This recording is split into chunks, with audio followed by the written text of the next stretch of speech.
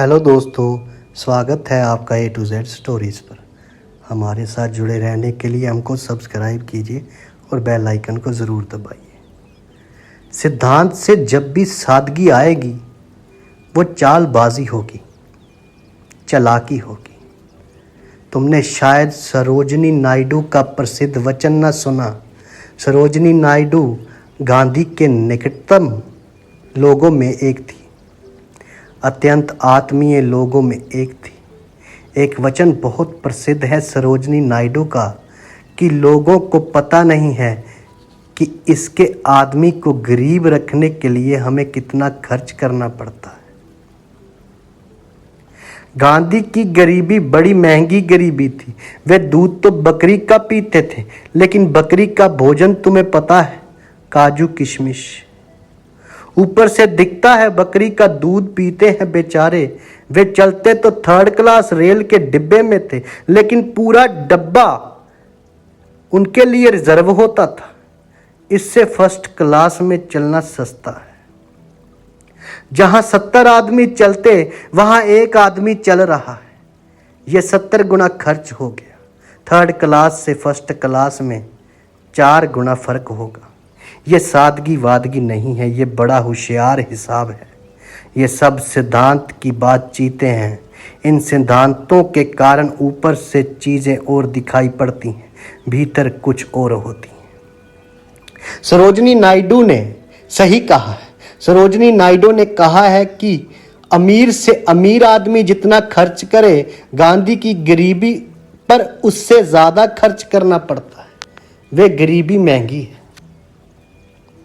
मैं तुमसे सादगी को तो निश्चित ही कहूँगा कि अद्भुत बात है सादगी, लेकिन सादगी सादी होनी चाहिए। सादगी चालबाज, गणित और तर्क और सिद्धांत पर खड़ी नहीं होनी चाहिए, नहीं तो वो सादगी नहीं, महंगी हो जाएगी सादगी।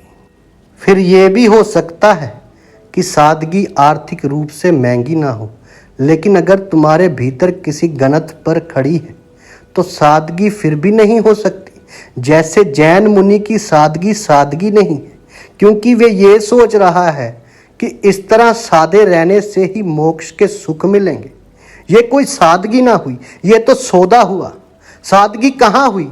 ये आदमी सादा रहने में आनंदित नहीं है। सादगी में इसका आनंद नहीं। सादगी तो सिर्फ कुछ दिन की बात है, फिर तो स्वर्ग में मजा लेना है। जैन शास्त्र कहते हैं मोक्ष रमणी का भोग करना है। मोक्ष रमणी, मोक्ष में परम पद पर विराजमान होना है।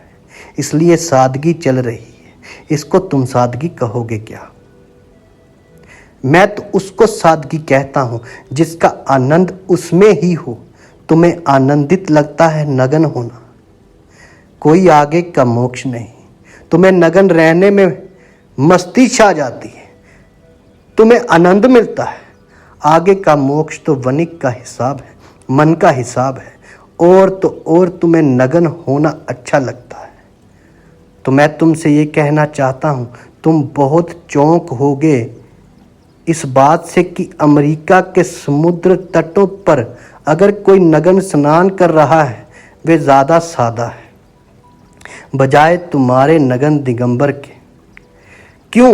क्योंकि वे नगनता में आनंद ले रहा है और तुम्हारा जैन मुनि नगनता में सिर्फ पुण्य कमा रहा है ताकि आगे मोक्ष में जाकर आनंद ले। इसके भीतर जाल है गणित का। वे जो अमेरिका के समुद्र तट पर नहाने वाला पुरुष या स्त्री नगन होकर आनंद ले रहा है, धूप का, समुद्र की लहरों का, हवा का, वे ज़्यादा सादा है, वे ज़्यादा सीधा है, वे ज़्यादा साधु है। यदि आपको हमारी ये कहानियाँ, हमारी ये बातें अच्छी लगती हैं तो हमें लाइक कीजिए, शेयर कीजिए, सब्सक्राइब कीजिए, कमेंट कीजिए। और धन्यवाद दोस्तों, आप सबको मेरा प्रणाम। आपके भीतर बसे उस परमात्मा को मेरा प्रणाम।